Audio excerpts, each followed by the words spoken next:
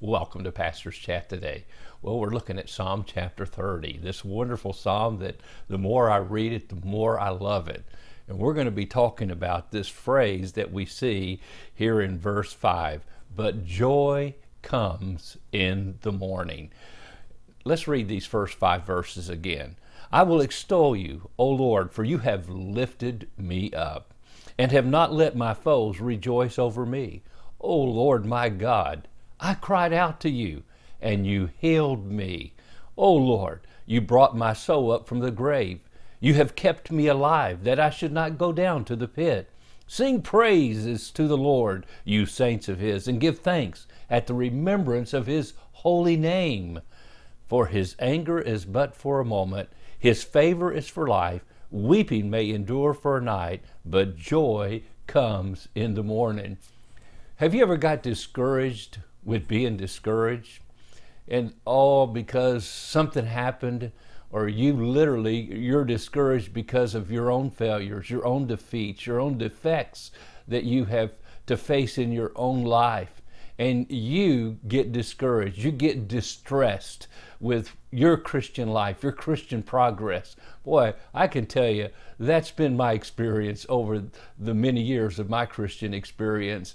I get more discouraged over myself than I do other people or anything else, because I feel like I failed. I didn't do what I should have done. I didn't complete the task that I felt like I was supposed to complete. And many of us feel that way, and no doubt David did too. Here we see that David had 3 major problems in this first 3 verses. He had the sinking mire beneath him that would take him down to the pit. He had the enemies around him that wanted him to die. He had the distress that was like a painful sickness. But when he cried out to the Lord healed him and heard his cry and healed him. Now, most of these problems David was praying about here had to do with the fact, if this was written when we think it was written, because of his pride, he numbered the people. Man, have you ever did something, said something, and then immediately thought, that was so dumb. Why did I say that? Where did that come from? I'm so disappointed in myself. Well, David, I'm sure he did too. Because of his pride, he numbered the people, and Job had said, don't do it. That's not the right thing. God has already blessed you enough.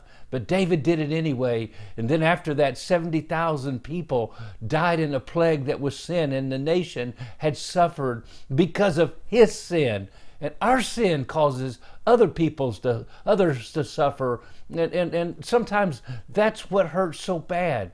Well, David cried to the Lord, but the Lord saved him. The word healing here that is mentioned in verse 2 probably didn't involve a physical sickness. We never really read that David was physically sick anywhere in the books of Samuel. But the word is also used to describe forgiveness and spiritual restoration, but also deliverance from mental and emotional distress in the scriptures. And so it's his pride that had brought the plague, but as he cried out to the Lord, the mental distress that he felt, God healed him. Boy, that's a deep healing that we all need. Now we not only see that David has a psalm of praise and thanksgiving, but he invites the people to sing with him.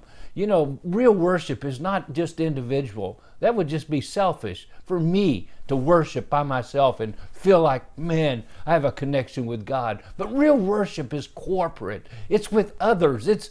That's what heaven's going to be like. The multitudes upon multitudes without number are going to stand before the throne and worship and ascribe to him his glory. And that's what David says in verse 4. Sing to the Lord, you saints of his. That's the others. That's the nation of Israel. Give thanks at the remembrance of his holy name. Oh, his name is awesome. His name is above every name. His name today for us is Jesus, Savior, Deliverer. And that's what he does for us. And boy, you see the contrast here. Anger, but for a moment, but favor for life. Weeping for a night, but joy in the morning. And oh, my friend, The morning will always come for the believer, even prophetically for the nation of Israel. The morning will come when Jesus comes back in the clouds to redeem his own. And my friend, the morning will come to you also if you lift up your eyes and believe and know his holy name, because he will not forsake you. Well, God bless you, my friend. Have a wonderful, wonderful day.